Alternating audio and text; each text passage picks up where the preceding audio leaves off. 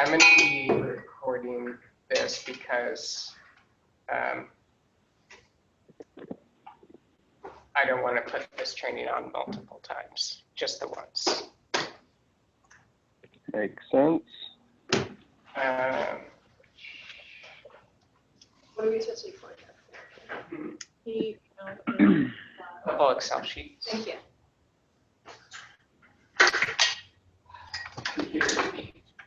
Super slow. That's okay.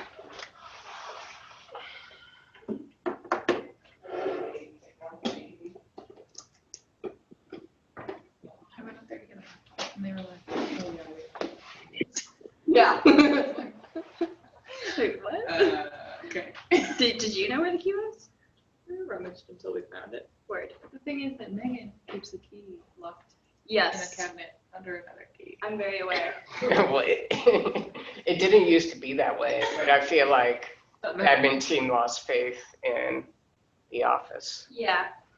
People So are probably taking things without reserving them, right? And something got stolen, but probably not related to the cabinet. Well, technically, it's on, on the admin team, so they do the trucks and I have everything. such issues with trying to log into Microsoft. you just forget your username and password. No. No. I really appreciate your input. Okay. No, it's not that. This is definitely my email, and it will not allow. Oh, yeah, I feel like, no, I've had that issue too. Yeah. It's also on the shared drive if that's easier for you. I was gonna ask that too. So It's on- cross-program team, GIS. Let me know when you're there.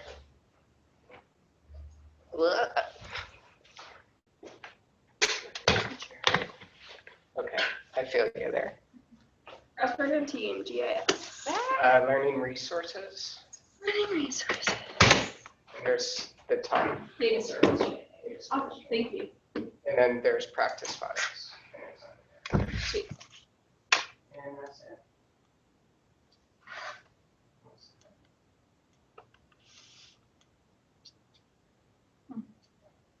I guess this K is not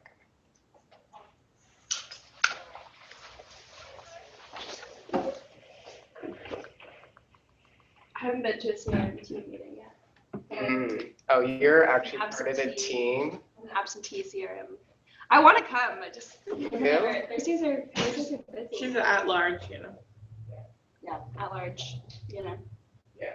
Come for the things to do. Emoji question, does like the boy doing the hair flip make sense? Any sense? The what, who? The boy doing the hair flip Why not? emoji? Does the boy have long hair? No. Oh, there's just like nothing and Yeah, let it's just me- like a flip, but sorry. Yeah, well, I no mean, hair. I feel like that is totally acceptable. Plenty of people without long hair or with their hair contained.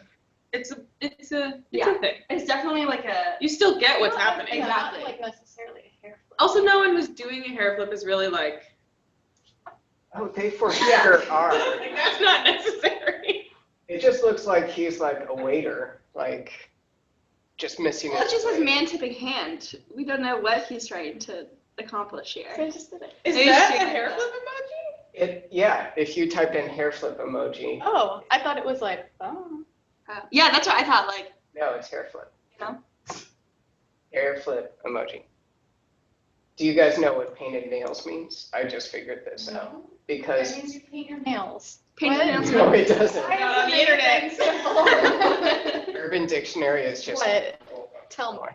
It is you're being judgy or acting superior or hoity. Oh, wow. My brother does this all the time with me. Oh, He's like very much like that. the hand movement of like. Yeah, like this. Like, yeah, right. Yeah, right. So I've been like very under control with my emoji use and really use emoticons, like, cause I'm dated, but I've been like Are you serious? using lots more. What? I don't know what emoticons are. Jesus Christ. Oh my gosh. Okay, so you know, like, it's punctuation, it's punctuation Instead of use. the face. Yeah, I got it. I figured it out. Right, by but then if context. you do that in Microsoft Outlook, it will I'm not gonna automatically hold change it. it to emoji. No, I just didn't have a cell phone until emojis existed. Wow. Oh, wow. I didn't. They didn't have cell phones in Alaska. You know that. That's a joke. They did. Oh. But you just tied a message to a bald eagle's foot and it flew back. Also, I just use words like an adult. Wow. Also, I'm just very bad at it. Got a big wig over here. I'm really bad at GIFs and GIFs. GIFs. GIF. I like Either. I like just Either. You know how some people are like so good at it? Emojis? No. We're talking No, about like you're like GIS having a now. conversation with someone Oh, I am. and then they have the Okay. perfect I made one. I'm so You bad. made The one? perfect GIF. Wow, that is hardcore. How did you like? I know, look it at took a that? while. made this I had to do it on a my spouse and desktop. one of our friends. Yeah, I And don't- they're just like, maybe they have so bad. apps. I'm just like, I have nothing to They're contribute. like, we're Did the supposed GIF actually include you or somebody you knew, or I you? generate reference No, it's a requests. Stranger Things one. Well, and I'm just too Oh. lazy. Like, I when tried is to, like, soon? GIFs. What's the I hard haven't seen feature? that list. When I No, you can't be too when you literal. search it, like Yeah. nothing comes up This is still. I why don't know Allie why. has no idea. Okay. So I had to like favorite it. That's all I I can do. maybe share it. Yeah, please do. It's a skill. Because It's I definitely just a skill. I found myself wanting to ask I'll let that you question I'm like all the super time. disappointed, like, Which is great. Any GIF Working with Allie, like, GIF Oh, I geez. send to the office, nobody You responds. do it at work? It's really once in a disappointing. while, yeah. Oh, gosh, You know you that have- we have that Yeah. Microsoft Groups Okay. program, right? Okay, let's get going, guys. I've tried to respond to your GIFs with GIFs a few times. and No, they were you're so the bad, I only just one. gave up. You're the only one. I really appreciate it. Also, I'm not really sure how to properly like link or embed. Yeah, I don't think you can attach GIFs, but you can like link it in the like. Just follow the link from the email to Yeah. look at the GIF that you sent. So you don't go that far? No. Never clicked on a single link you sent. Okay, we'll start. I've spent some time putting this together, but I have no idea if it's going to be way too much or way too little. So we'll just see how it goes. When you're So officially ready to start, you should hit record. it's already recording. It's Oh. been recording for like 1 minute. So Oh. all that emoji talk is in there. Wait, so is it recording audio and the screen? That one. So like your voice is ringing loud and clear. Yes. Yes. But not like the room. No, the mic is pretty good. So it picks Right. it. Well, I mean, there's not, like, yeah, exactly. Oh, not the video. Yeah, not the video. I feel like you can only do a screen share or actually no, you could start the video, but I get weirded out with the video share. So I do too, and I always sit in front of it when it happens. but I found out like with the phone app you can do like change the background. So I was like in front of the Golden Gate Bridge yesterday in my Zoom meeting. That's ridiculous. Oh my god. I think they're actually there so it blocks out like if your kids are like going loud or Okay. you're like you're trying to have some privacy because your room is super cluttered or messy. Okay, guys. All right. So welcome to the Data Stewards training. I think this originated with a request from Kala to sit down and kind of chit chat about how to create maps and save data to our SQL server and how to publish data and all the permissions. And really it's taken a lot of time to get where we're at right now because where we're at before was kind of a mess. And so I recognize that we have a bit of catching up to do to make sure we're on the same page and are super clear about how to do what and when to do it, and who has permission to do it. And so it's definitely time that we're having this training. And I have worked along the way in creating a lot of resources and flowcharts and stuff so people have that as a go-to throughout the year when you're working on a project. So yeah, I put a lot of work into that. The GIS policy subcommittee is putting a lot of work into this. And so at some point I think so getting into the goals, like I want you to understand what your responsibilities are as a data steward, what mine are, what program staff are, like anybody that uses GIS that isn't on this team, that's program staff. And then the GIS viewers, which are folks like Ryan or our board, that they only need a printed map or they only need a web map to look at, or partners too, or the general public, that all qualifies. I also want you to understand how to submit project requests and how that timeline flows using the Google form. You know, and all of that kind of falls out of our regular work planning. And I actually have quite a bit of time reserved in my work plan to work on projects that kind of pop up during the year, which there's a lot. So, yeah, unfortunately to this year, like, I think as a team, we came up with an agreement to talk with our respective supervisors about reserving, you know, 5 to 8 hours a month to kind of do the work that you need to do and not feel super stressed about trying to fit that in. So I hope that's going well. Most of my QAQC work actually happens in Excel because that's how data is collected right now. And we've done a lot of discussion lately about, you know, when we start shifting data collection in CRM, like how and what QAQC is going to look like. But the reality right now is like Excel is how people collect data. So that's how I fix the data. I have also kind of created these buckets for data categories, which I'll get into. And then that's basically how the folder structure is organized based on those data categories. So hopefully at this point, after this training, we'll feel a lot more confident about fully adopting that folder structure and moving away from our separate spread out share folder stuff. Yeah, and not be stressed about actually using that stuff because you do have the access and permission to do it. And then some time set aside as well to answer questions. So I'm sure they're going to pop up. Short questions popping up during the presentation is great, but if it goes on and on and on, it might be better for us just to table it and have an offline conversation. Team charter review. I think this is an important refresher.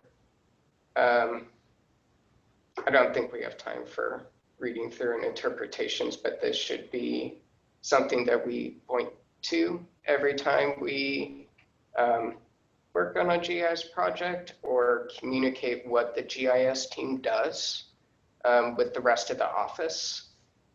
This started with brainstorming a list of who we are and who we aren't. And really, it kind of talks about the long-term goals of the GIS team, where we're trying to create a really encouraging and engaged culture in the office, recognizing, and I keep coming back to a point you made when we first started meeting, Kate, was like, I think GIS and data just stress people out, which is understandable, but it is also a big part of our work. And, you know, especially as we grow our footprint of what we do, there's an added responsibility and level of accountability with grant funders and the public to communicate the work that we do. And it helps us kind of internally have accountability across programs. And so, yeah, the work there is recognizing that we're really the best advocates for data use and data usefulness in the office. And then, yeah, kind of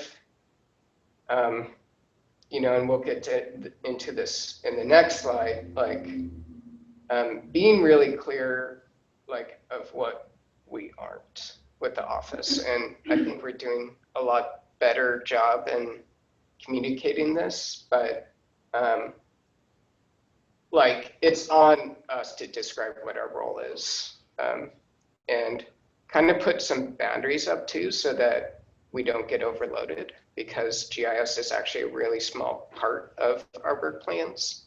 And so pointing back to the work plan, pointing to the project request form, and, you know, making sure like that you feel confident in holding your boundaries and saying like, you know, it kind of popped up with CRM yesterday. Like I put a boundary up and said like something popped up related to GIS, and I was like, well, it isn't in the work plan now. I can take it back to the team.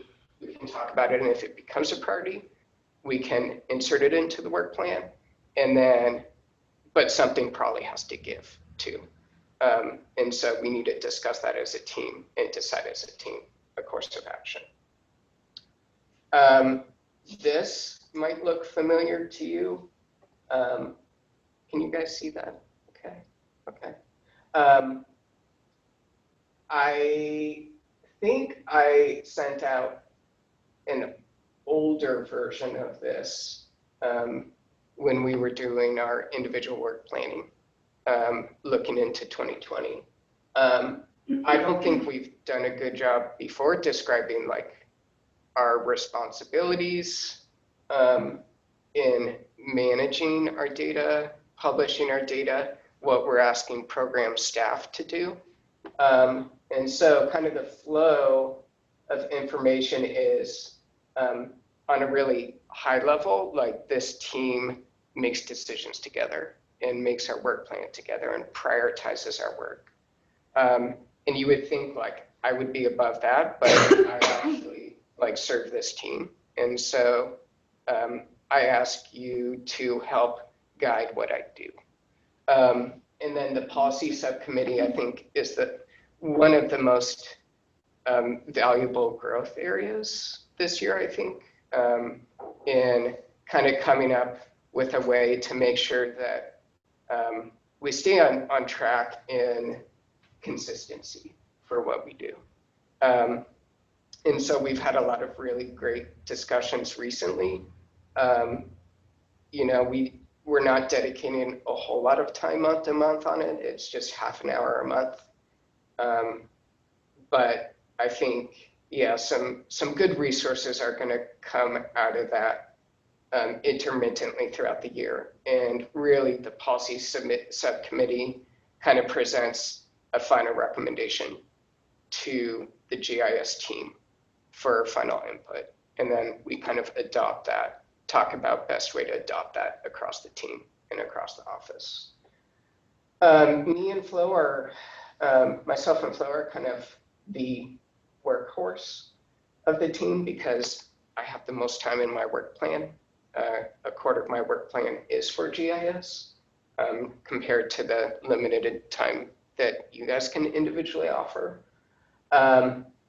I kind of prioritize and do a lot of project management with Flo. I wish that wasn't the case, but Ruth really needs that hands-on guidance.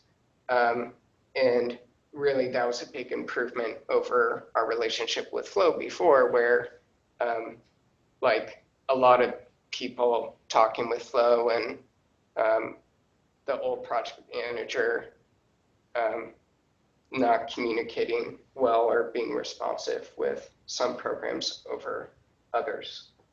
I also recommend training opportunities. So like one example is like, you know, Pace University has an online course that Mary and other AmeriCorps members have taken. I attended an equity training last week, which was actually pretty incredible. And I will be sharing more about that. And then, yeah, you guys are that yellow square, which are a really critical piece of really making GIS work. And I don't think I could do my work well without you guys because you're embedded in your programs, you understand your program's needs, and you guys are actually really good advocates in your programs too. So I really appreciate you and what you guys do. Kind of new this year too, and what we're trying to enforce is limiting direct requests from program staff and instead asking you guys to be intermediaries to help. I'll get into that with the project request form, but there's a specific flow of requests and delivery of projects that we're trying to implement. And then, yeah, staff, like on a very high level, they're responsible for data collection, like number of rain gardens installed, acres planted, you know, pounds of food harvested with Chris's gleaning program, plant sale clients, like all of that stuff that like they probably don't think is GIS related, but we can definitely translate into GIS if that's a request from program staff. And then, yeah, their role, and this is a really critical attitude, I think, or like tonal setting that we take with the office is that staff's participation is entirely voluntary. We're not top-down asking program staff to create GIS data sets. And so I think like, you know, along the way, the more GIS work that and products we create for the rest of the office, hopefully people will get more on board and see how valuable GIS is for their programs. And then, yeah, people like Ryan, the board, the public, they're the data viewers. Can you define what you mean by simple edits, like under the staff bar or box, accessing and performing just like simple edits? Like what would be considered? Yeah, so someone like, yeah, so someone like Belinda, for example, manages stream teams. And so she could access that data and click on a point and switch from active status to inactive. And so we've talked about that a little, and I've left it mostly up to programs to decide what they feel comfortable with and how to set permissions, recognizing that some people's GIS skill levels are just not there. But, you know, web maps, collector is definitely, you know, Allie, and uses collector for stream team signs. She's not on the team. She's not a data steward, so she would be staff. Yes. So the project request form, I'm glad that we've kind of standardized a process instead of people just swinging by my, well, people still swing by my desk, which is okay. I think like how we use this is like a quick, just a quick overview of like when to use it is like, this isn't for troubleshooting. If you guys have a quick question of like, hey, like I can't, like Melissa and Allie were like, I can't connect my GPS bad elf to the iPad. Can you help me? And that took 5 or 10 minutes. That's different from like a project, like creating a new data set or acquiring data, creating a map. Like that's the targeted use for this. And then, you know, on an even higher level, you know, is the work plan. And obviously, you know, I would love to be in a place where all of our work gets identified up front in the work plan, but in reality, that's just not how life works. So the respective, have you guys all at least looked at the project request form? Yeah. Okay. So I am asking at least for a 2-week plus notice. More time is better than less. This is to help minimize the, hey, I need a map tomorrow requests, which I've definitely received those requests before, and it stresses me out. Name, program, the type of request. So like a data acquisition would be like, hey, I need new like parcel information from the county, and so I need to submit a formal request to them. Those could all stack together too, like a neat data acquisition for a printed map or something like that. The supporting info and what I would ask from the data steward is like, if you're asking me to create a rain garden map, like the expectation is you provide me the rain garden data. Who owns the data? So whether it's a partner or us, internal use or public, like that helps me determine like to set the privacy setting on GIS Online if I'm making a web map. Print size, and then the purpose of the project helps me get some more context.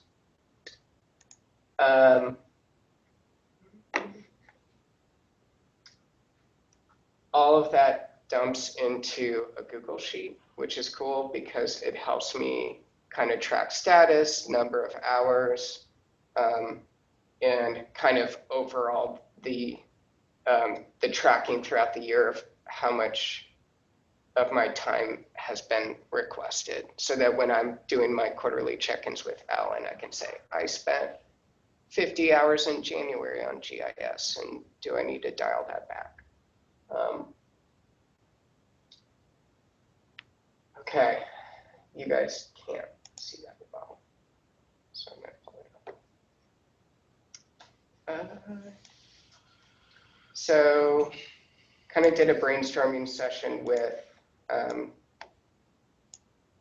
GIS policy subcommittee, but this is kind of an iteration of the responsibility chart that I showed a little earlier. And so the kind of flow of information would be Ryan submits, asks like Kristen or Jamie for a map to present. Staff can also make that request, but on a higher level, like Ryan wouldn't stop by my desk and ask for a map for harvest because I would have no clue where that's coming from.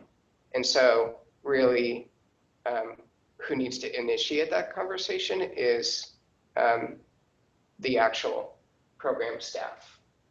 So it's just a very high level, like, hey, I would like this with this kind of information in it. The staff would then talk with the frontline GIS data steward to articulate exact data needs.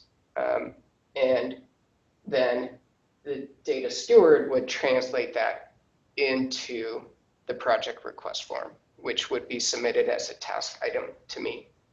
And then, yes, okay. So that's kind of the flow of information, and then the delivery of projects flows back down. And so I present it to the data steward presents it to staff. It can go through a couple of iterations if it needs to, and then it's finally presented from staff to someone like Ryan or the public. Okay. The focus today will be the section of how we relate together. And then the timeline, which I'm not going to get too much into, but I would ask you guys to review this. You know, the idea would be I would have a pretty immediate response to that project request. I would request a 15 or 30-minute conversation with you to really understand what your exact needs are. I would assign that to Flo or the data steward or to me or some combination thereof. It's the data steward's job to compile the data and give it to me. And then it would be executed by the due date. Ideally, I would, QAQC again is embedded in here. And then the data steward would present it to the original requester. This should be already clear when we use the work plan versus when we use the project request. I do want to say, like, I think with the work plan, it's going to move into more of like in the future, like bigger picture stuff. And so like new this year is the general category, which kind of hits across all programs. So if you guys want to open Excel in one of the tables, maybe the urban tree sale.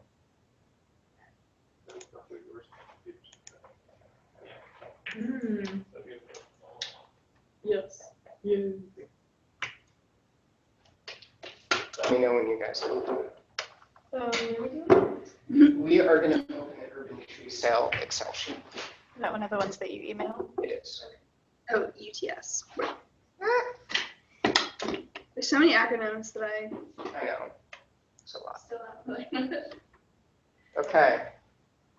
So I didn't really learn anything about keyboard shortcuts until I started becoming a GIS data contractor and was compiling data with, you know, if you didn't know this, Excel limits at 1,050,000 rows. Like I was dealing with Excel sheets with 1,050,000 rows. And so before that, I was using click and drag. But when you're doing that for 1 million rows, that takes a long time. So to navigate a little, and you guys can follow along, you would hit something like control arrow. So to navigate to the bottom of the column, control up, control right, control left, and that bounces you from the first to the end of the row. If there's a space break, it bounces between those entries. Control all, control A selects the whole table, which is useful when you want to like create like a data filter. You know, the obvious like control X, control C, control V, cut, copy, paste. 2,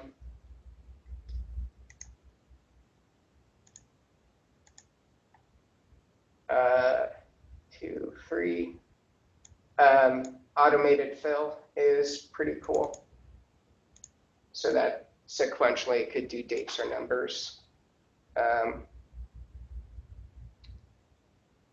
Control Shift D does select top to bottom, or sorry, Control Shift arrow.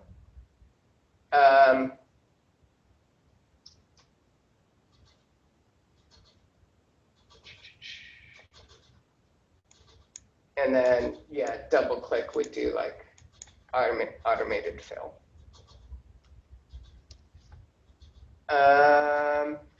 That's kind of it. I'm sure there are others, but you can definitely explore if you're managing a lot of data. Like the CRM data set is kind of crazy because it's like 8,000 entries.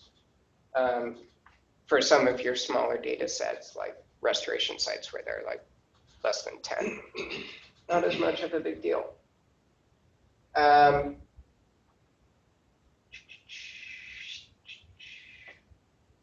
Highlight duplicate values. So say I've got multiple entries of the same person. This is really good when you're QAQCing, or like, you know, in the case of the urban tree sale, there are sometimes multiple purchases from the same person. So I would go to home, conditional formatting, highlight cells, row, duplicate values. And then you could like do something like control all, data filter, and then I could filter by color, for example, and then only the duplicate values would show up. And you could also like alphabetize. So I was using this with the CRM data set to identify duplicate addresses in duplicate emails, which we'll get into. I have a question. Yes. So are there the other day we were looking at the like habitat restoration sites compile sheet, Yes. and you said that I shouldn't use the symbol for and, for example. Are there like things like that? Sorry, and or comma. Wait, what? Like Oh, yes. So like, I don't remember what that symbol's called. yes. But like, are there certain things like that you like should try and avoid in spreadsheets because it won't work? Definitely not commas, because With ArcGIS. do you know what CSV means? Comma separated values. Yes. And so if you open in a text file, the columns are instead, because it's plain text, are separated by commas. And so if you split the text into different columns in an Excel sheet, it will think it's multiple fields instead of just one. Even though it's in a single box, Yes. Gotcha. So avoid commas, but. So let me show you guys. I will save as a CSV.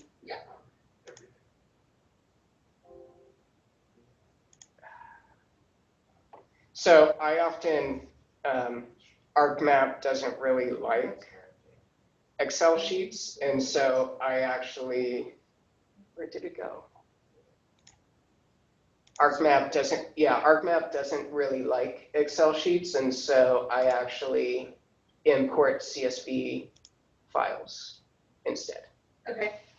That makes sense. Oh, there it is.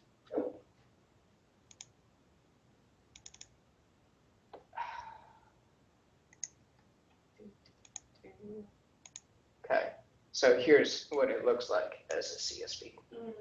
So you see all those commas, that just means different cells. Yeah. And so you could see how that would confuse ArcMap. That makes sense.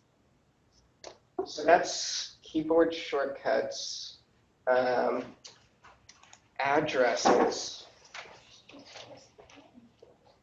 We will. There's a button. Isn't there a button? There's a button. Oh, he just turned it on. It was off. Oh. The door, not you, sorry. Button. So, What we're talking about today. so I just want you guys to see how dates are saved in Excel. You would think they're saved like that, but they're not. They are saved like this. So 0 is like January 1, 1900 or something like that. And so each day thereafter adds a 1. And so fractionally would be a time digit, like 15 minutes would be 0.25. In case you ever run into that in your data sets, which I honestly don't think you will. Just to comment on that, that happens a lot when you're dealing with making graphs in Excel. Oh, yeah. And it like always loves to put it as that until Yes. you switch it over. Yes. Column headings. Again, ArcMap doesn't like spaces, and that's why with our naming convention, we use underscores. Would anybody know how to replace all the spaces at once without going individually into cells? Yes, find and replace. So you would space and underscore, and you would replace all. Is that another thing that we should be doing? Yes. Okay. Is that for? I mean, that's something I QA, Okay. but in the future reference. Only for headings or for like all content? If it is No. being. Not for all content, just the column headings. Okay. Cool. Thank you. Also, just to be safe, like replacing blank cells with NA and \A would be amazeballs. Yes. Wait, NA, it's just NA or is it N/A? N/A. I mean, ArcMap recognizes both, but yes. That's just to make sure that, yes, actually don't. There's a reason for it. I'm just blanking on why. Just trust me. So this pops up quite a bit, but Alice Warren, just that, versus Alice Warren space are two different values, especially in ArcMap. Excel actually catches it, but if you try to symbolize a value where there is a hidden space, it's different. And that's why, like in domains where you create drop-down bars, that's why it's really valuable, because that is an absolute pain to fix. And so that's, again, part of the QAQC work that I do. And is there a particular way in Excel that like you can delete those spaces in boxes? It's actually really hard. I think You just have to. the way that I do it is one by one. Individually. Yes. Okay. Doesn't trim function remove spaces in entries? True. I'm not saying true agreeing with you. Like, I don't know. What? Okay. So true. No, trim. No. TRIM. No. Trim. Trim? So would it delete both spaces? Shut up. Ow.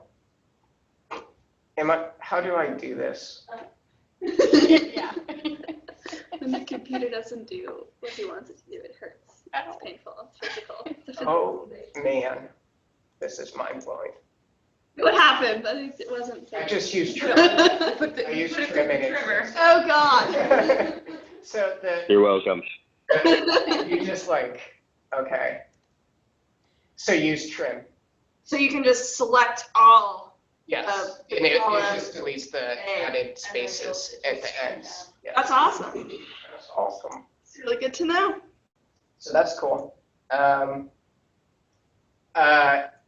Yes, so formatting in Excel is a little different than formatting in ArcMap. They're just different. Some of them carry over, but you know, as I showed you with the date feature, there are different ways to format your data. And so text, a number formatted as text is going to be read differently in ArcMap. So when you convert that data into like a shapefile in ArcMap, it's just going to be tough. So just make sure your data, if it's if you need 2 decimals, that you do that in Excel, because that's how ArcMap is going to read it. And I think, yes. Does Excel just default everything to be in general format, or does it try Well, to like adjust? this number, yes, general format. So I don't know, it might be worth playing around with, is publishing some of this data and seeing if ArcMap just reads it automatically as a number, but again, doesn't hurt to play around with it. So. I have another question about dates. Yes. Sorry. So I've been running into like, we're compiling a bunch of data about site maintenance at South Prairie Creek. And there's like dates in which we actually aren't really sure what the like explicit day it happened was, but it's just like a month of maintenance. So I've been just having to put in like June 2019. What is the best way to put in just that and like have it format correctly? Great question. Because then if you do that, then it will just look like it was like, oh, explicitly June 1st. But So, you know, having one doesn't matter by default, but you can split out date as well. If you want to compress like all of the restoration plantings that just happened that year. yeah. Oh, shoot. There's an inverse of this that I'm not remembering, but I will look it up for you. I don't know, Okay. is what I'm saying. Cool. Oh, no, sorry. It would be year. And then you would just select the date. I don't think that's exactly what you're asking for, but like sometimes it helps to just split it out, and maybe that's all the information you want to know is. Into 2 different columns. Mm. I feel like my answer is just default to the first of the month. Okay. Yeah, Because- that makes sense. And just like recognize like that as your program team, that it might not necessarily be on the first. Okay, so we are gonna open the rat's nest of Zoho.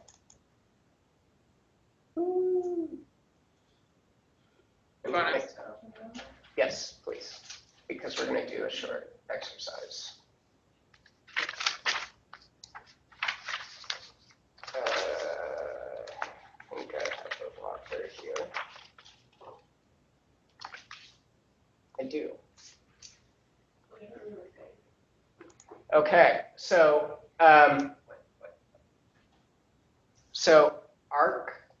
ArcMap, Zoho actually exports addresses in 2 separate fields. So a street address has 1 column, city has 1 column, state and country and zip code.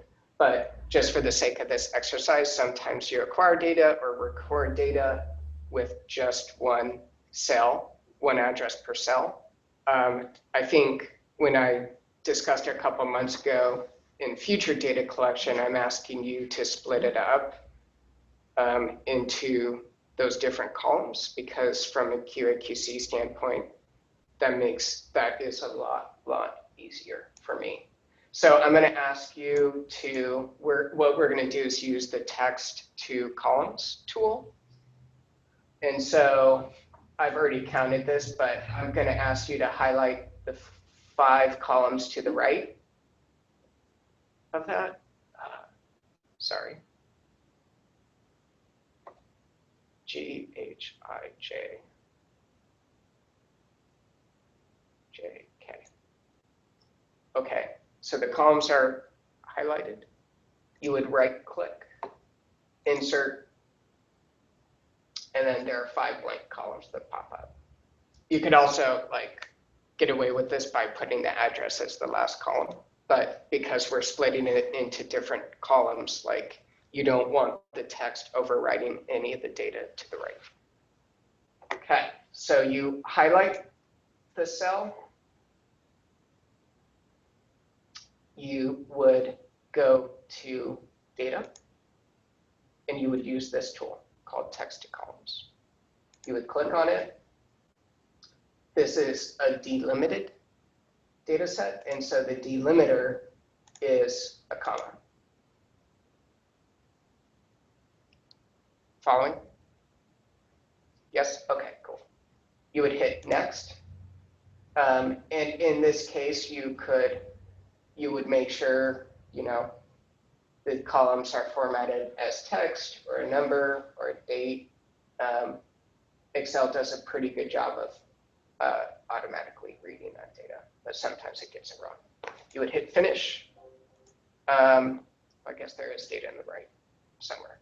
That's fine, not a big deal.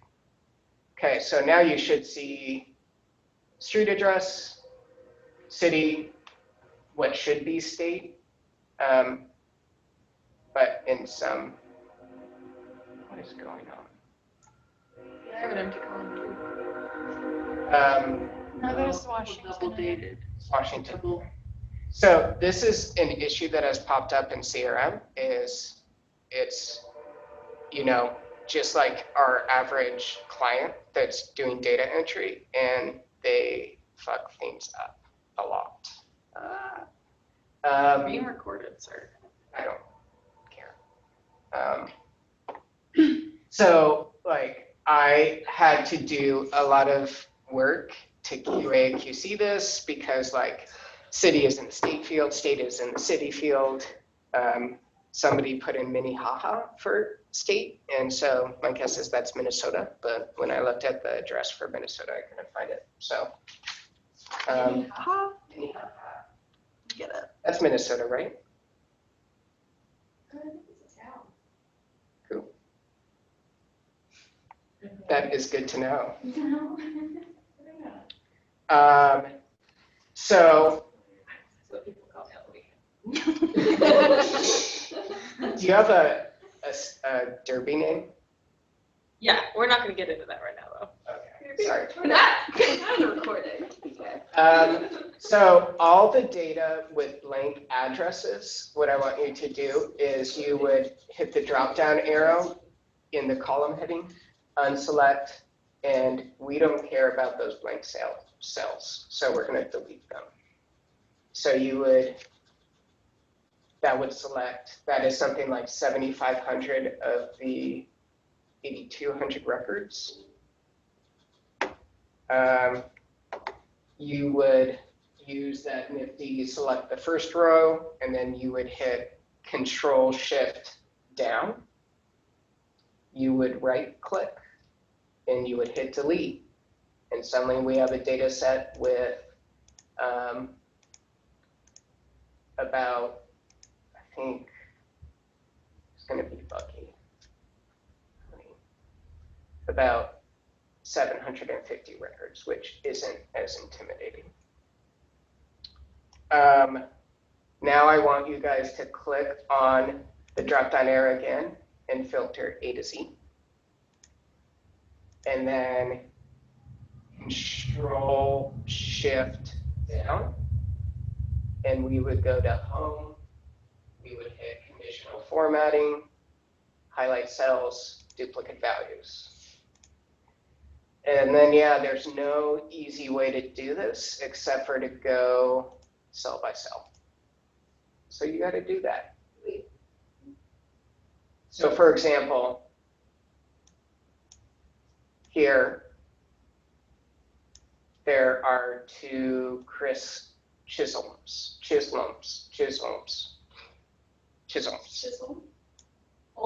added me on Facebook and he posts a lot about Bernie Sanders, but I don't know the guy. I need to delete him. So like in that case, like that's a double count. Like it's nice that we have 2 emails from him, but do we need both of his emails? Maybe, but like the CRM team has to sort out some of this stuff and kind of decide like, should we keep both of those or not? Why not just use the remove duplicates? So this, like, I want to make sure that I am not, like, in this case, Patrick and Emily Plum are 2 different clients, although they have the same address. Gotcha. And so I don't want to delete Emily or Patrick. And I also don't want to compress them into the same row and say Patrick and Emily, because they're 2 different people. Yeah. That's just Totally.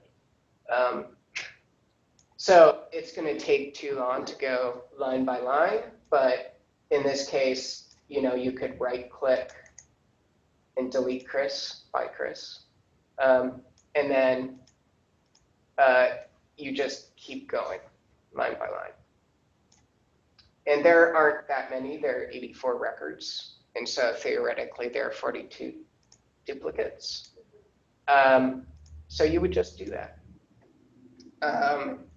You can also do the same with email addresses. So there are some duplicate email addresses. You could also delete the blank email addresses. Right now in CRM, the email is the key identifier. And so if somebody signs up for an event and they use the same email through the Zoho form, it goes into the CRM. It looks at that email.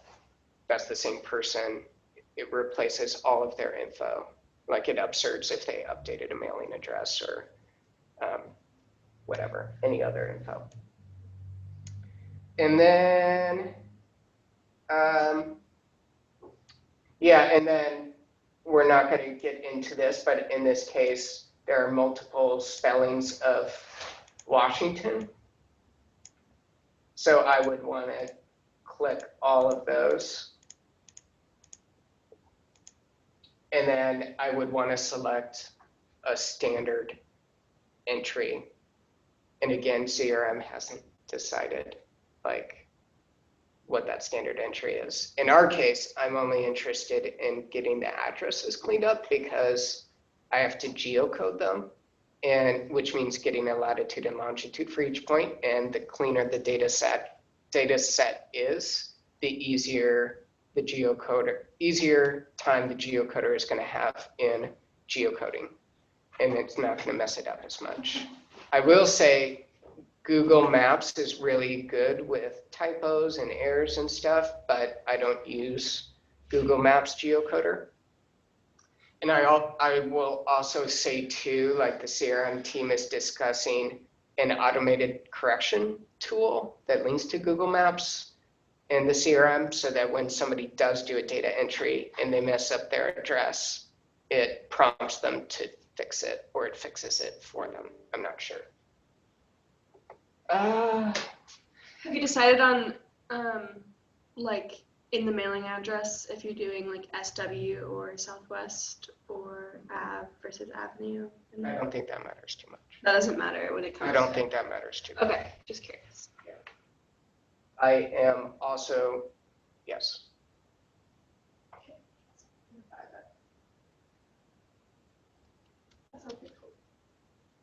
Like in the case of misspellings, I saw like Spana WYA or Spana Watt. I like that one. And then yes, capitalization while in Excel, I don't think it isn't an issue. In ArcMap, it can be an issue. So if Tacoma lowercase, there's an entry in Tacoma uppercase, ArcMap is stupid and it recognizes two different themes. And so if you symbolize based on Tacoma, or if you filter based on Tacoma, it's going to have a hard time. Sure. The row. That's kind of weird. Capitalize. Okay, that is it for Zoho. Again, like it took me a good 3 or 4 hours to QA the 800 or so records. That's going to be an ongoing issue until we can solve some of the automated tools in CRM. But hopefully you have some takeaways when you record some of your own program data and doing data entry. Just a question. Yes. You deleted that like 7200 I did. because once you upsert this, it's not going to mess with those now. It's just going to overwrite the ones that are still in this data set. Yeah, and I don't think it would matter if I upserted a blank record with a blank record, but this is my hard copy for GIS purposes. We haven't discussed yet upserting QAQC data into CRM. Again, boundaries. Okay, so I have another Excel file that I sent, practice files, urban tree sale UTS. Let's pull that up. Any questions so far? Okay. So it might be the case that you have data located in 2 different tables. And so a tool function that I used a lot as a data contractor and as an engineering student in school was a very useful tool called VLOOKUP. And so to just quickly get into that, I'm not sure how you guys have merged data before between two tables, or you have even needed to before, but say I want to pull these addresses into this table because I'm just trying to compress these data sets. I could theoretically alphabetize both tables and copy and paste over, but obviously there are some real issues with that because the data sets might not exactly line up. Alternatively, you could go row by row and look up like Alice Warren, David Dabney, David Marks. Again, that'd be way too much work. So the function called VLOOKUP looks at two unique codes and it links any of the data that comes after that. And so the key data identifier would be Alice Warren. If you haven't already, insert 3 columns to the right of that first column. You would type in enter VLOOKUP formula. And so the lookup value is Alice Warren. You would hit comma.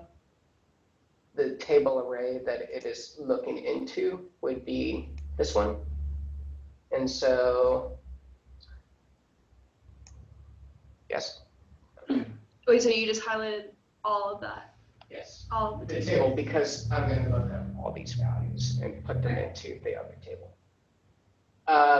I would hit the index number. And so what is the data that I want to pull over into that column? I would want to pull over the address. So that is 1, 2, the second column. And then I want to look up not an approximate match. So maybe it could catch Alice with an I versus Alice with a Y. I want a true value. And so it's messed up, like true versus false, but that's Excel. So I would type in false. And then one more item is that I may need to highlight the cells for the selected table and hit F4 because it locks the table. Excel, like if you often click and drag, it'll click the selection or it'll drag the selection with you. I don't want to do that because that messes it up. And so I would hit enter 409 127th Street South, 409 127th Street South. Say I want to pull in the other values. Shoot. I would just select, copy and paste the formula, type it in. Now I want to pull it in from the third column. And so now, because that's where the city is, and now it's pulled over. And I would just do the same for any additional values that I want to pull over. For example, the zip code. And then I would select, double click, and then boom, it's all in there. So there are a few where there isn't any data. So Annette Kleinman doesn't have any addresses. And so obviously there are zeros there. Say Annette Kleinman was missing from the table, it would pull up NA because it doesn't exist in the other data set.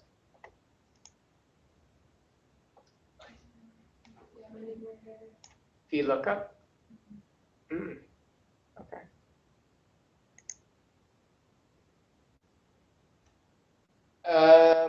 What did you change about the equation when you copied?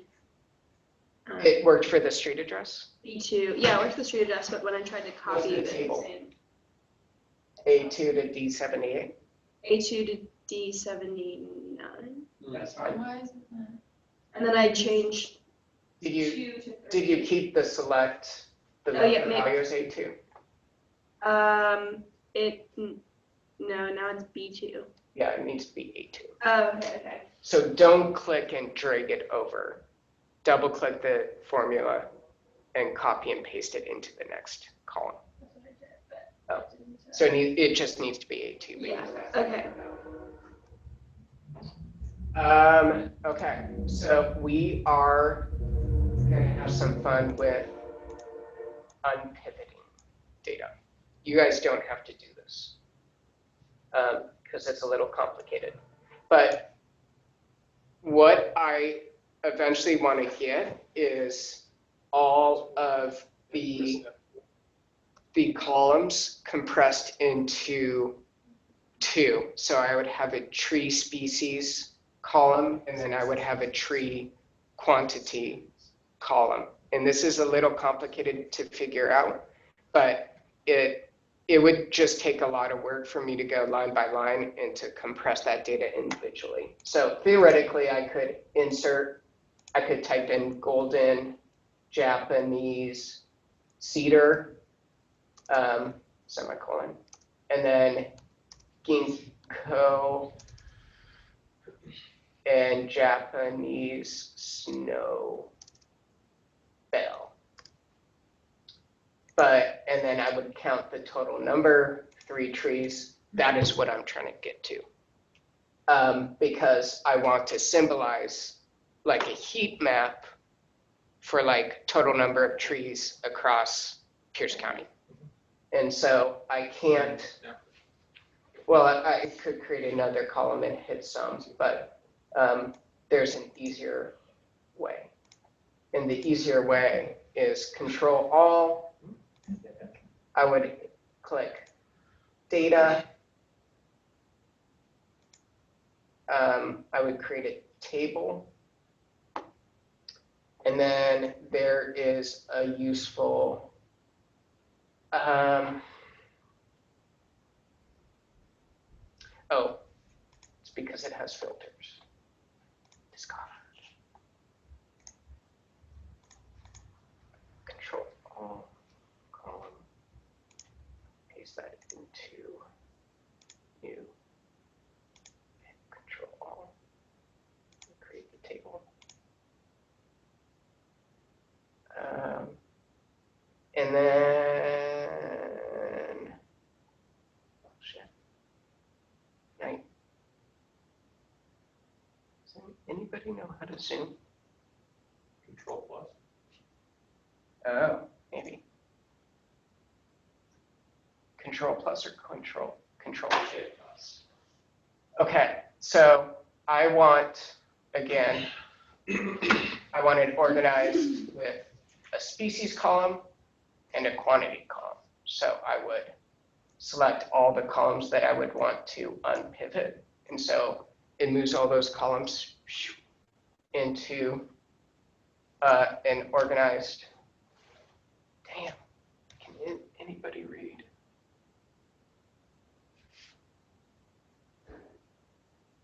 Unpivot columns.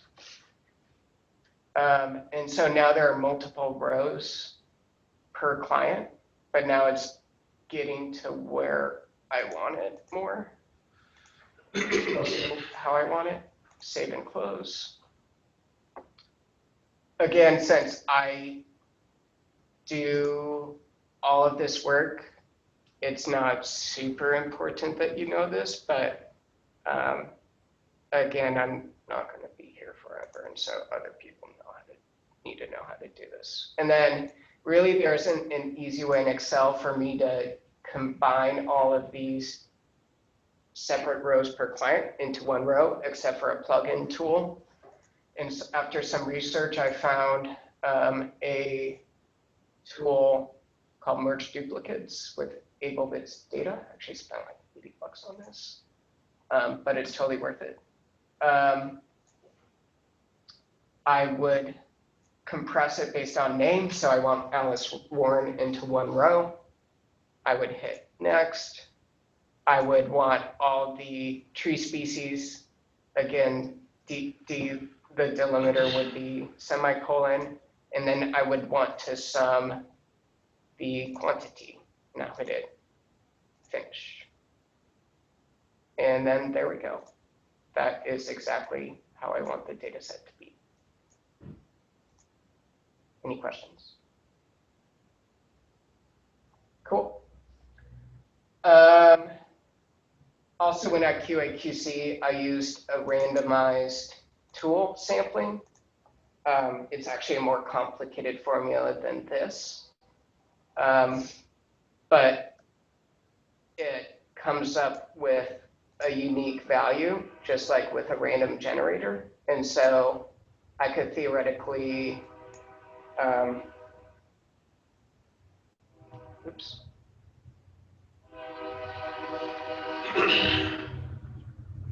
Theoretically, like round these to the nearest 10 decimal, and I would be able to be like, I want all 0.6 rows, like rows with value 0.6, and then I would just QA those rows.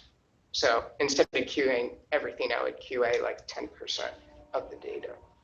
Why? Why? Because QAQC is very important.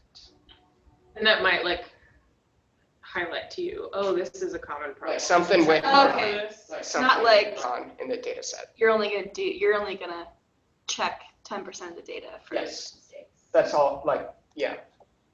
So like I messed up with my tool, the urban tree sale data. And so Allie took a look at it and she's like, I think some of this is wrong. And so I was like, oh shoot, I fucked up. And then I went back and found the issue. And then I QAQC'd a final time using this. And I was like, 10% of it checks out. I'm a lot more confident that I did this right.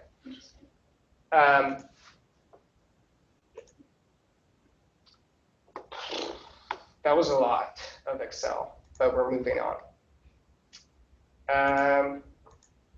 And we have a quarter of an, oh, 3/4 of an hour. Went through that. CRM. I don't want to, you asked about this. I don't want to get too much into it except for just. Don't worry about it then. Yeah? Okay. Okay. I feel like we kind of tripped over it a little yesterday. Moving on.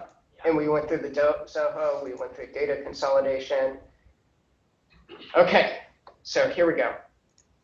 I want you to go to our GIS folder, not GIS, cross-program team, GIS, just GIS. On the server. On the server. I don't think that I can. That's okay, you can follow along. Okay.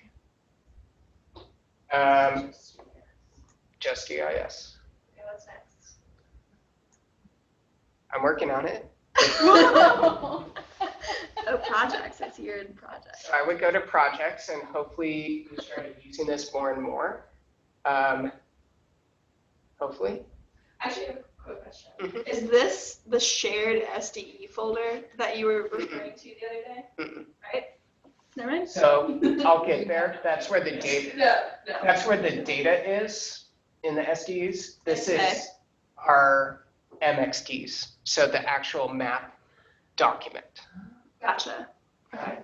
Cool. And so there's an explicit naming convention that we use.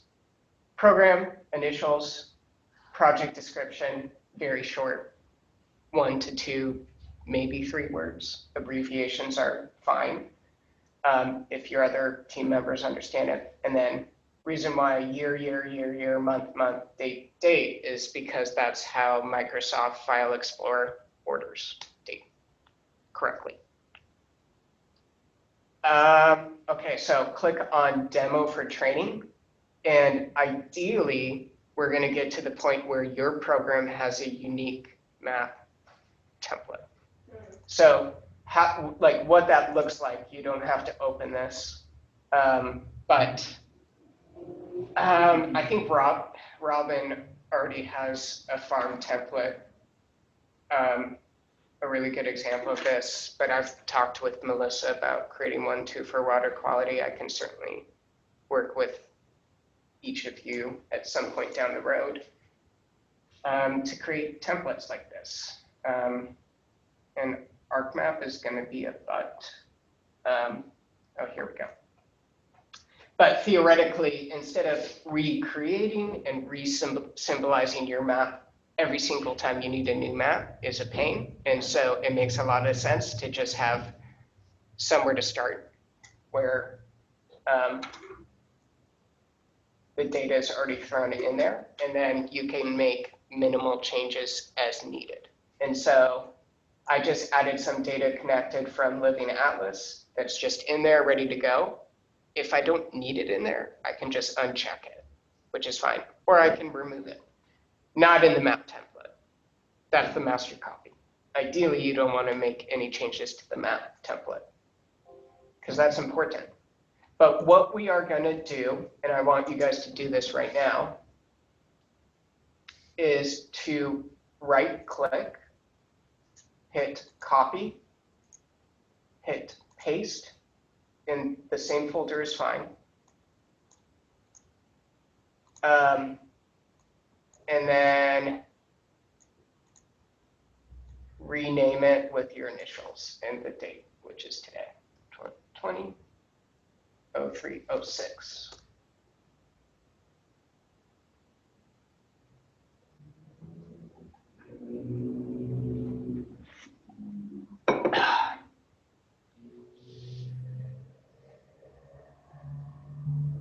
Here we go. Okay. I just, for the purpose of moving forward, I just want to, wait, where did mine go?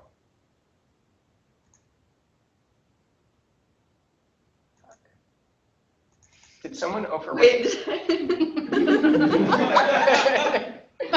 did not mean to do that. My bad. Okay. Did I do that? Yes, you did. Okay, sorry. Perfect example of copying and pasting. Yes.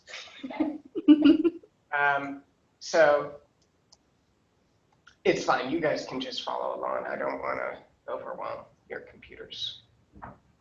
06. I just want you guys to understand how this works. Actually, not sure. Maybe I'm the one that messed up. So sorry for blaming you.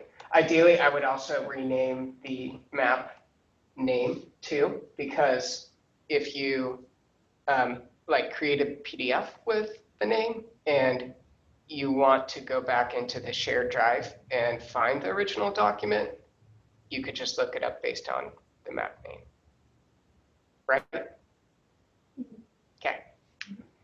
So I would double click on this. And what's really important, and we're going to get back to this when we get to the temporary data category, is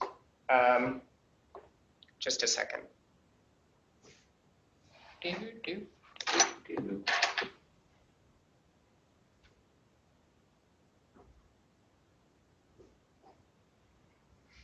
Okay, so I'm not going to throw in any more data, and actually we're not going to do the QAQC exercise because we're running out of time.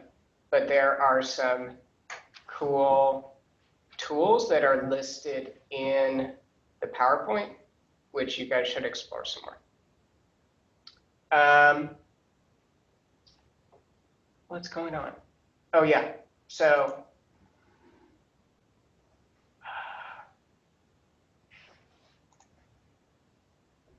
what's really important about this, and like if you create a new map, you have a default database on your hard drive.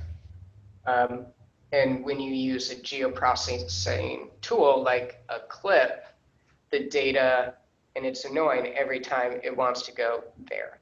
And so you have to hit a new file path name and redirect it to the data that you want. Unless you, in the map template, and what I did is I mapped that to what you saw here, which is a temporary data geodatabase, which is in the exact folder with the MXD. And so when I copy and paste a new folder, because I use something called a relative path name, it only maps to the top, the immediate folder above. And so, for example, it links only to here. It doesn't go all the way back. So it's just relative to that folder. And so theoretically, if I copy and pasted this into an entirely new location, ArcGIS tracks that. And so that really helps a lot with broken links, which was a huge, still might be a huge issue for some of us, where we're all manipulating the same data or creating shortcuts or whatever. So it's a huge, huge deal. And so what that would look like, for example, is maybe I wanted to export this data. Boom. It goes to that temporary data folder. Just like that. Or did it? Oh no. I thought it did, but I guess it didn't. Sorry. Okay, I lied.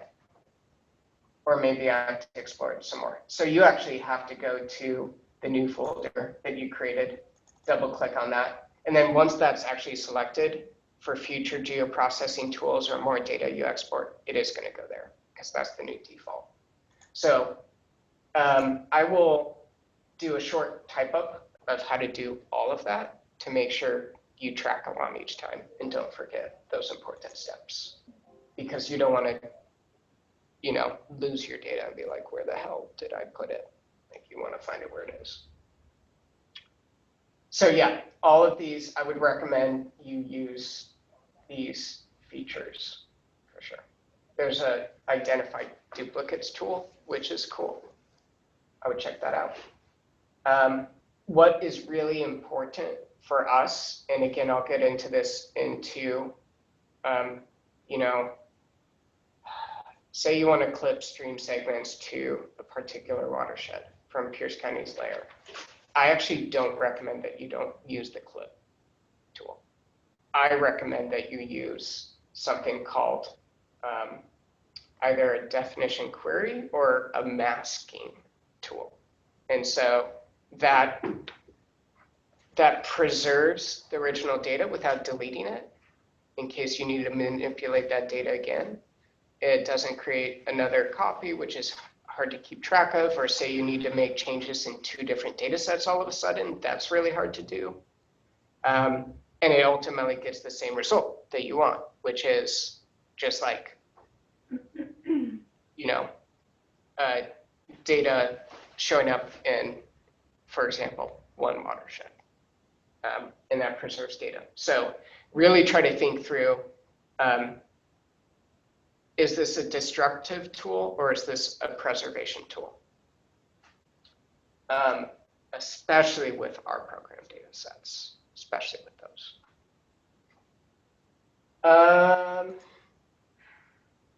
Got that.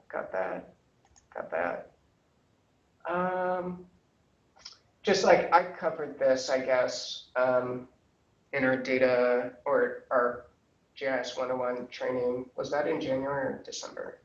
I think it was December. There are 4 different distinct data sets. There's a vector bucket with point, line, and polygon. And so those are made of vertices, points on a map. And then there's rasterized data set, which is different cell value themes. So for example, that's, well, actually, no, I don't think satellite imagery is. I think that would be a 5th category. But for example, like hill shape or elevation or land cover or tree canopy density, like all of that stuff is examples of raster data sets. And it's important to know that like the geoprocessing tools, there are different geoprocessing toolkits, one for rasters, one for vectors. And you can convert between the tool, but there are some drawbacks to do that, mostly in like resolution, sizing, or approximates. I mentioned like data stored a little differently in ArcMap versus Excel. And so I'm not going to dig too into this, but there's storable ranges for these.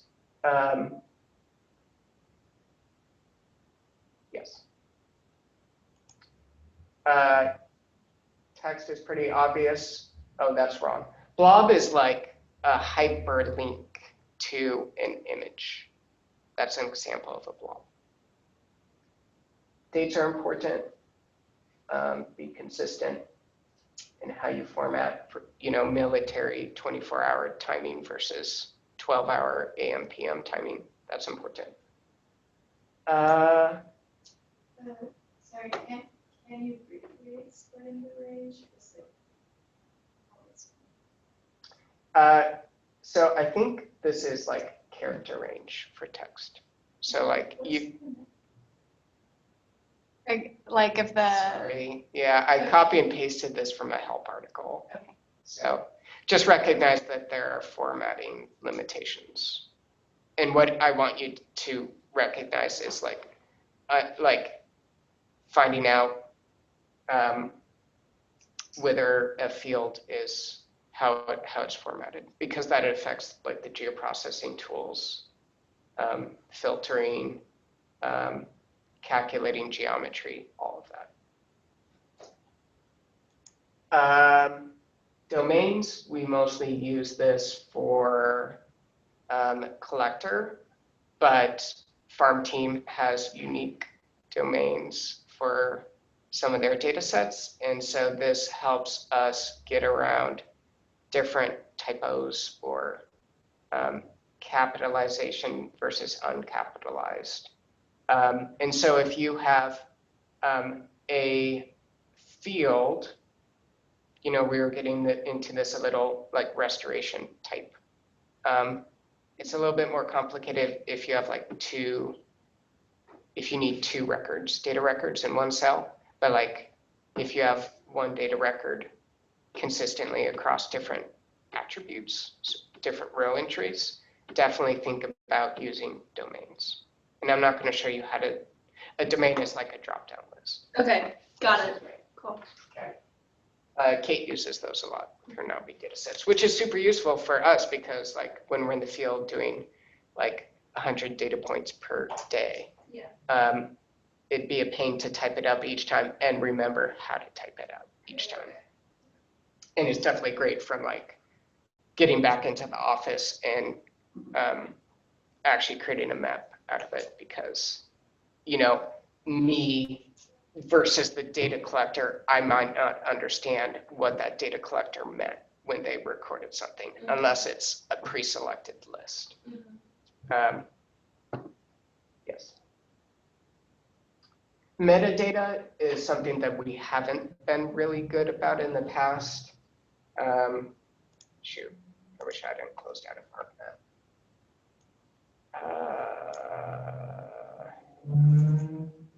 So where to find metadata? You know what? No, we're gonna just move on. I think like this is something that the GIS policy subcommittee will talk about at some point, but I would like us, especially in our web GIS online layers, to start recording this information in tags, because the more data we have, the more of a pain it is. It's metadata that GIS collects automatically is, like feature type, z-values, coordinate systems, projections, all of that good stuff. That's examples of metadata.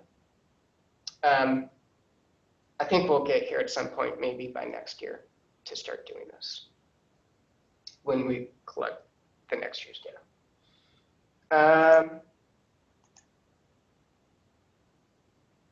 Already did that. Okay, data categories. I actually, this is where I wanted to spend most of the time, and we've got half an hour left. Maybe that's enough time, maybe it isn't. I think, honestly, the GIS policy committee is still formalizing some of this, but I have created a large body of work that works through this. So I'll just get into it.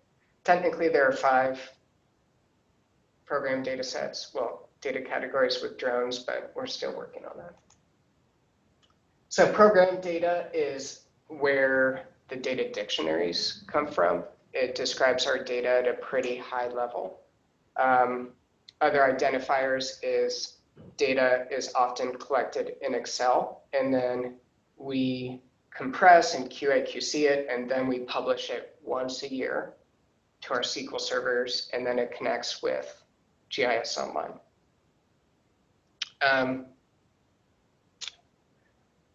That understandably takes a lot of work to do all of that, and so that's part of the reason why we only do that annually. It's a lot of work often for the programs, and it's also a lot of work for me. And so that's kind of the agreed upon frequency for publishing that data. And then, yeah, it's shared widely, multiple staff, and again, I leave this up to the programs to decide how to manage and maintenance mode that data. Right now, the permission levels are set so that only Kate has access to NAUI data, can make edits. And like, you know, Melissa with water quality and Robin with farm. I don't think other program staff even know these data sets exist, which is cool with me. I mean, they see the final product with the web map, but they have no idea where it lives. And even if they got there, they couldn't do anything with it. It would be blocked. Yeah. Examples include farm clients, restoration site locations, et cetera, et cetera. Again, these are often compressed data sets, so I really don't want to have multiple date entries. So like 5 data points all stacked together at a restoration site. That's not very helpful for the end product in mind, for the client in mind, for the data viewer in mind. So I don't do that. So where it lives, and getting back to your question about the SDE SQL database, is under data_PCD. Each program has a folder. So let's just go to water quality. There's an archived, like not connected to server or SQL, that ideally is the backup to the backup. I don't think we're actively using that now, but at some point I would like to get there. And then, yeah, the SDE. And this is actually a link. This is not actually where the data lives. There's a remote server, and so it's connected to server 1, which is that computer locked away in the back room, the closet. That's where it lives. And so the drawback of that, you know, every once in a while, our computers go down for updates, or I have no idea why, and it takes a while to reboot. Sometimes it's down as much as like Friday to Monday until we catch it, and then we have to twiddle our thumbs for an hour until the IT fixes it. The drawback of that is like it messes up field collector data collection. You know, the data doesn't appear in our web maps or our embedded maps on our website. So that's just a bummer, I think. But there are huge pluses because all the data connects together, which is something we've never had before. So that is part of the reason why we shifted to this model. Wait, so what happens if you click that? Well, okay, so no, it's not going to do anything if you click on it in File Explorer, but if you have permission to that data set, I can add a database collection, or I can navigate through folder connections.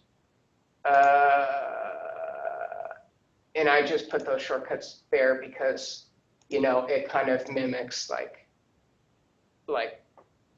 that's a trusted way to connect to it. So there are 2 different ways to connect to it. So the SDE, you know, there it is. And so I do have permission, admin privileges to access this database. The little X means for the moment I'm disconnected from it, but so that's a bit of a pain, but every time I need to access the data, I double click it. This laptop is being slow, and I actually don't know if I have the right software installed to access it right now. But I think everybody so far that has needed to access that data, I've been able to. It's just in addition to ArcMap, there's an additional like plugin that I need to do to install. So, but if you run into issues, like if you update ArcMap or something, like we're gonna. You have to remake that connection every time you start a new unless you No. do it from the template, right? Unless you do it from the template. That's the advantage. Okay. This is how we organize the flow of design, data dictionary, updates, data collection. And so there's design, use, data collection, and maintenance. I would invite you to look a little bit more closely at this at your own leisure, but there's an understandable flow where step 1, step 2, step 3, step 4. So with design, the design starts with the data dictionaries. We originated those Excel sheets last year, and we updated them this year. Those I reformat the server so the SDE data sets based off of those design changes. So say you want a field like restoration type, which was new this year. I would change that in the data set. In like the defined period where we do that work. I don't really ideally want to do that persistently throughout the year because that perpetuates and drags out like design, which is a lot of work, the design mode. Because people are like, well, we got this last year too. It's like, well, what if we made this change and I'd like this? And that's just too much work. So what we tell people instead is, oh, update that in an Excel sheet and we'll get around to that next January. And so that trains other people too, to be like, oh, GIS team has boundaries. Nick has boundaries when it comes to this. And so it teaches them to learn to respect those boundaries. I am the only one that has permission to make these changes. And so if you try to add a new field in the data set, it's going to block you from doing that. Those are my control issues, but from a quality assurance standpoint, like it's definitely needed. Published to, there's a remote server, and so that's how it links up. There's a remote link, which is how, it's how like you guys, if you're working remotely, connect to our shared folder drive. If you want to download a Word doc or something and then upload it again, kind of the same thing. It's a dynamic remote link. That's how I remote link to our web maps. And then, yeah, that's the use. And then data collection is that annual call for data, the QAQC, which how that's split up is I ask staff to QAQC number of trees or tree species or restored acreage. I only really QAQC the address and geocoding info. Converted into server, publish, there.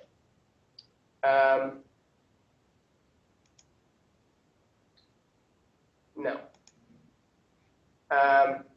Collector field data is a little bit like program data. It's data that we own, data that we collect.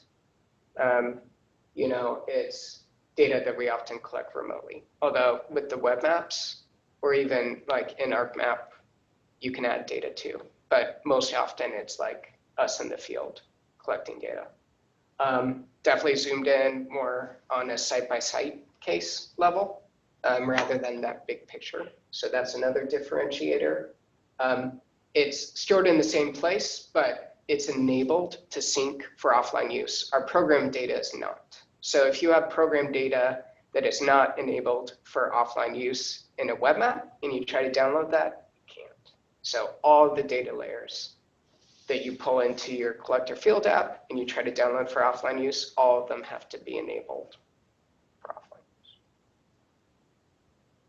I'm so confused about some stuff. Yes. So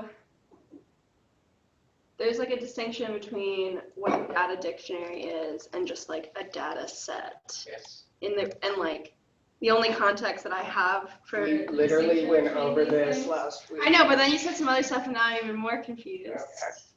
So I So want like I just want like data dictionary is just, let's pull up Habitat. And we'll- examples are great. Yeah. So It seems really important. I feel like you've made that very clear. Yes. And I want to make sure that I'm not like this is how I design the database. So there's no data in here, but ideally this is all the different columns where you want to input data. Okay. That's how you want to name the data set. So does that make sense?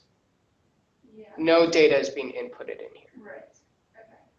which is different from the restoration Excel sheet where row by row, like Right. you'll see these But columns. if I add a column within that sheet, then that Don't do that. header it will have to be added to the data dictionary. You will, within the defined period Right. Okay.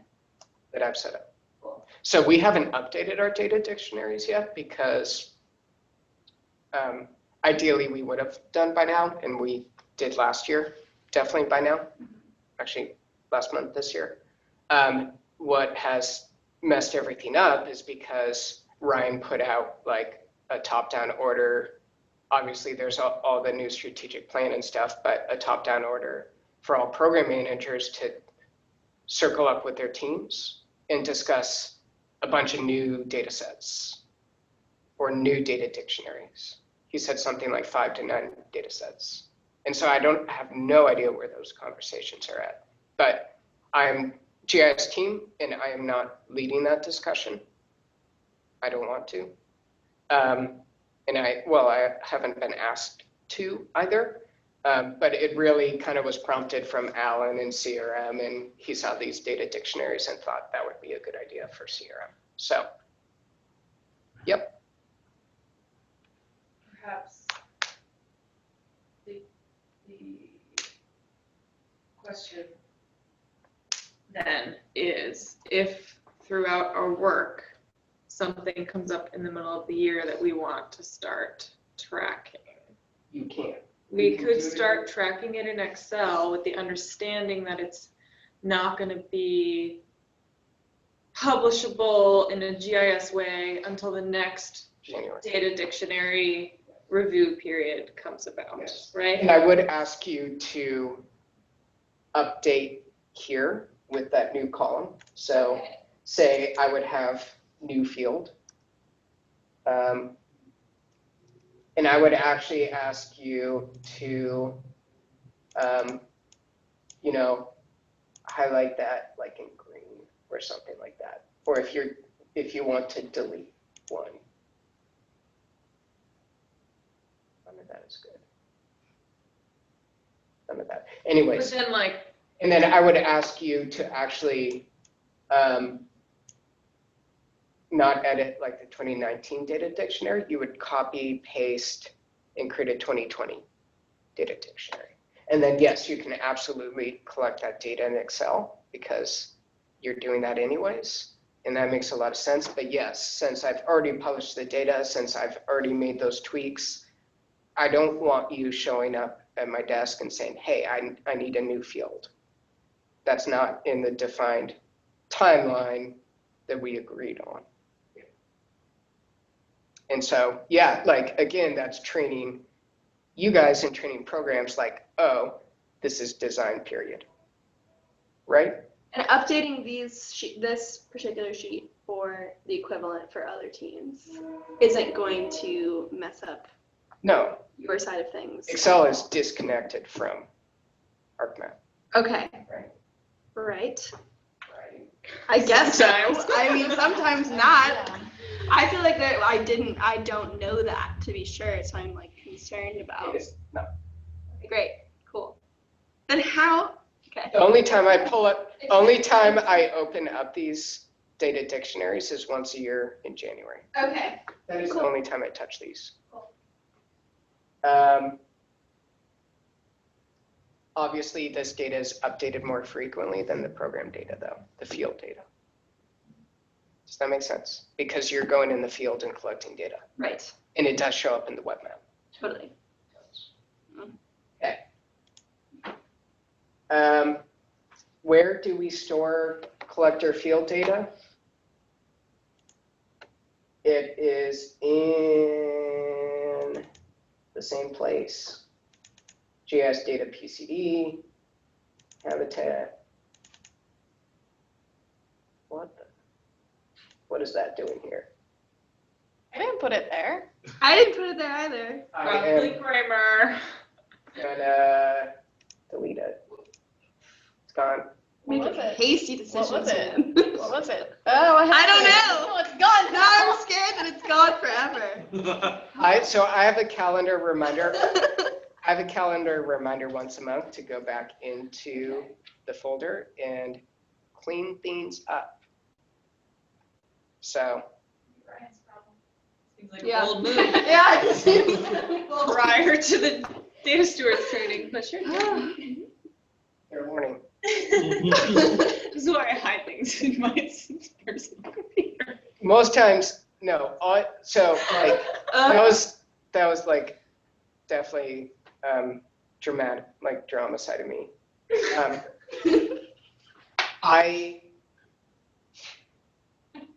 I visit your desk and I ask, what is this doing here?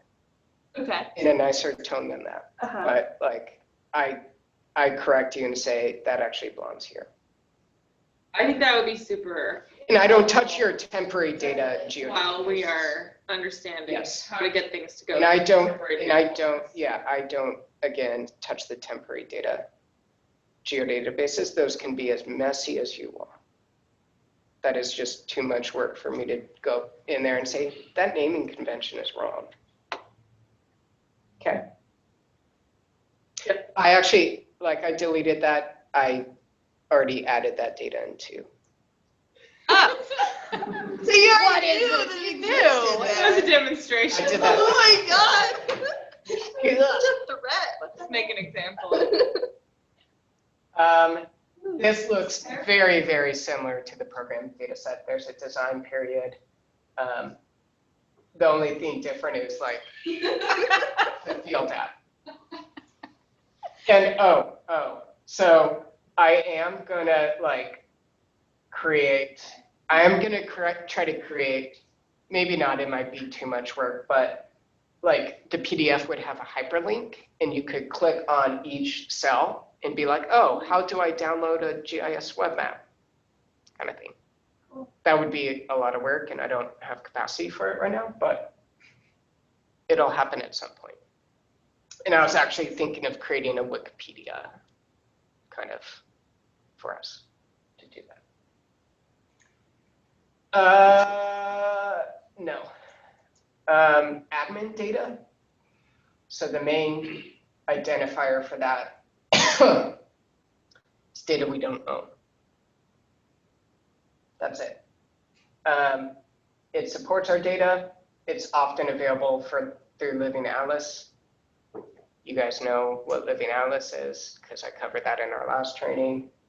That is where you look for the data first. So we're going to pull this up. There's a decision tree for like if you need new admin data.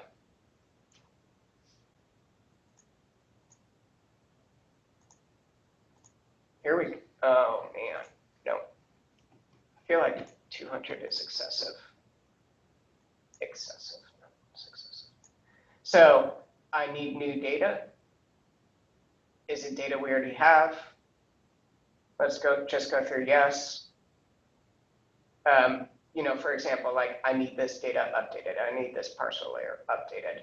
Is it already web hosted? I acquire it or link it, to your map template, for example. Do you need it in collector, which means you need to download it for offline use? I actually need to download a copy of that to our SDE because, if I link to Pierce County's server, it's not enabled for offline use. So there's a differentiator there.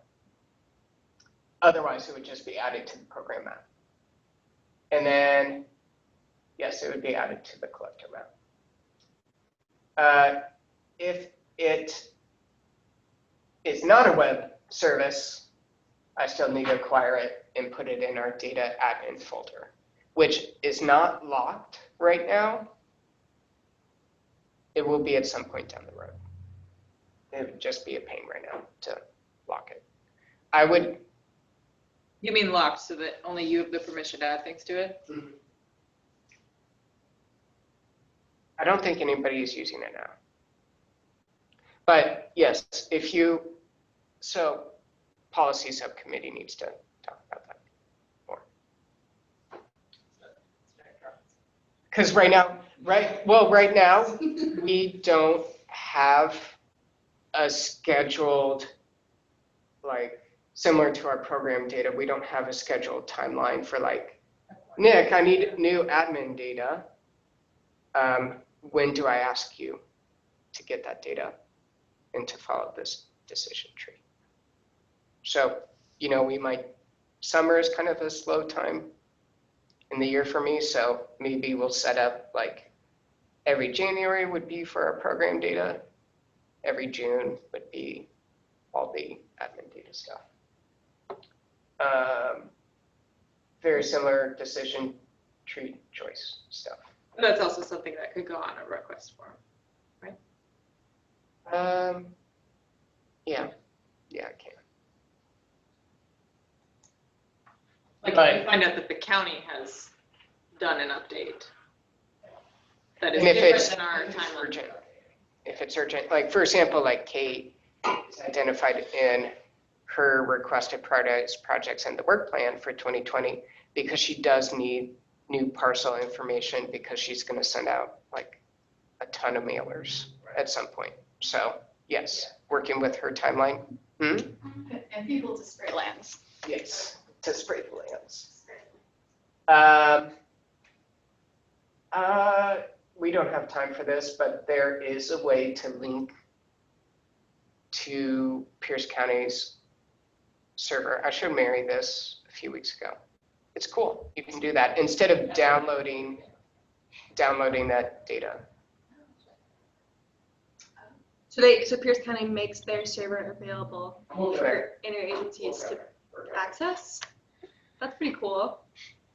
Hold your horses. Can you get their imagery from that connection? I actually don't think so because I don't know if it's web hosted. I don't know. Let's just a second. Okay. There's data. So if you traditionally, you would download this data and then host it on our server, but that is not ideal. Why is it not ideal? Because then if they update it, you don't know, and it's not actively linked to their server. Correct. Nice job. Gold star for you. And so you would link, technically we can do this too, if a partner wants to connect to our database, because we have private information and we don't have a way to control what information people see. I think if somebody requests data like Melissa, her partners like City of Tacoma, City of Follow request urban tree sale data, technically they could link to our data similar to this, but she just exports a shapefile, cleans that up. So yeah, you would just copy and paste this link into ArcMap. There's a way to add a database, add a server connection. And so you would copy, paste that into here, and then you would double click on the database, it's connected, you can pull stuff in. Again, if their server is down, it's not going to show up in the map. So there's a drawback, but that is how technology goes. Temporary data is new for us, but it's all the data that, you know, at most we use 1 to 3-ish times. Often, only one person needs the data, and it's for explicit one map use. So, for example, if I need to create a 500-foot buffer around a stream segment to identify some other data set, like parcels, stream-side parcels, that's not a program data set, it's not an admin data set, and so it is a temporary data set. And so it gets saved in your temporary data set geodatabase, which I already showed you how to do. Does that tracking? But is this different than the folder connection thing that you're trying to do? Yes. But they're both called temporary data. No, so it's that default geodatabase. Okay. Because the geodatabase can hold data sets and maps. No? Or those are all in the same folder? It's all in the same folder. Geodatabase is different than a map. Okay. Yes, but you're correct. So there's a lot there. Circle back on this. If you're unsure, ask me. And Temporary, hey, Nick, temporary implies that you're gonna clean that data up at some point, or? We can come up with a better name for it. That's what came to mind. Okay. It could be project data, but I feel like that could get confused with program data. You could clean it up. You could clean it up, but I think like I would want to keep like a 500-foot buffer saved in that map folder, because Right. what if I need to go back and recreate my analysis because I find an issue with it or I need to update it? Yes, so that's the idea there. But yeah. Yeah, I just wanted to clarify that it wasn't, subject to deletion at some point, because, you go back into your MXD and all of a sudden your data has disappeared. Right. Makes it hard to recreate. Totally. I think in there, I don't have a data management flowchart for temporary data, except for in how I showed you, in default geodatabase and stuff. I think there will be a decision tree that I draft up and brainstorm with the policy subcommittee in when like a temporary data set escalates to become a program data set. Because I feel like that might happen in some cases. And so having a decision tree to say, oh, I'm using this a lot more, and all of the farm planners are using this data set a lot more. So it's in this nebulous gray area of like, what is temporary, what is a program data set? Thanks. More to come. Did that, drone data. Permissions. We're almost out of time, but this is like the last slide. Don't try to hold all of this information in your head,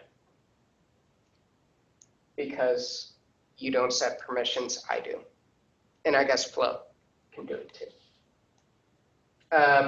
But just to differentiate, I can set all of these permissions in a separate management studio called Microsoft SQL Server Management Studio. And so I unfortunately had a first order poor spelling choice. And then I recognized it. I was like, oh shit. And so I changed it. So, but yes, so I can do geometry. I can do any edits I want to the data set. Most importantly, I can change domains and fields. So the domains are the drop-down list, the fields are the columns. You can do geometry and attributes, which are rows. Staff, again, depending on like how you decide as a program, who has access, who doesn't, I can set the permission levels. Theoretically, they could do geometry and attributes. And then viewers have no permission, except for view. So here, this is how I manage this data. Let's go into habitat, for example.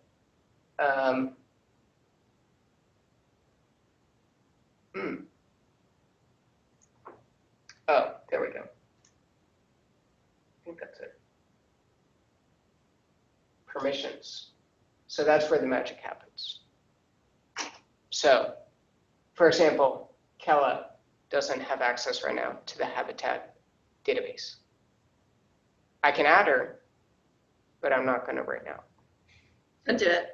Okay? That's it. It gets a little bit more complicated. Flo had to talk me through it a couple times, but that's a great firewall to make sure stuff doesn't get messed up. Because if somebody does want to access the data down the road, I would actually sit down with them and actually describe how to do that, or a data steward would describe how to do that, and then we would grant permission. And so we limit damage to the data sets. And just, sorry, to clarify, you're talking about the data that it's been taken from the Excel format and published into, the program. Well, in the field data, right? Okay, In the temporary data, the okay. admin data. So everything that's in our, okay. What complicates things is, now I haven't quite figured this out, is people can make all the changes in the web app. So GIS Online. So they can't make those edits in ArcMap or the desktop app. They can in GIS Online. And so I'm trying to figure that out, but GIS Online has some drawbacks there, unfortunately.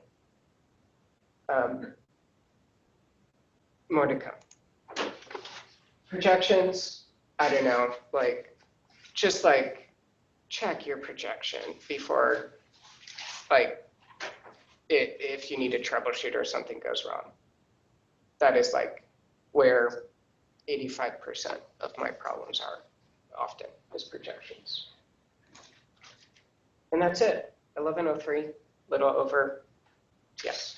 I have a question. Yeah. Is the Zoom meeting recording that screen or that screen? The screen. I couldn't figure out how to hit the record button because I am hosting it. But I